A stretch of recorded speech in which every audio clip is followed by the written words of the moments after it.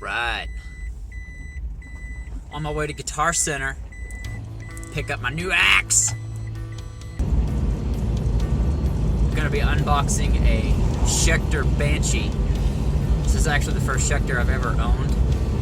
And I've been on the hunt for a good 7-string for a while now. I recorded the songs on the B.i.v EP with an Agile Interceptor Pro 727, so it had the 27-inch scale. Oh yeah, I forgot it came with a case too. Great guitar. It's just that the 27-inch scale kind of it's a struggle to play with sometimes. Those guys that play on the 8 strings and baritones all the time, good for them. They got big fingers.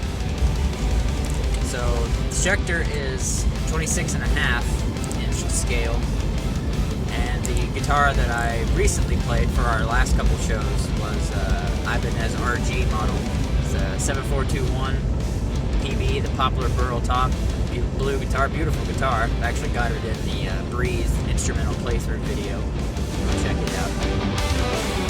It was a great guitar, it just didn't have that, what I was looking for in it.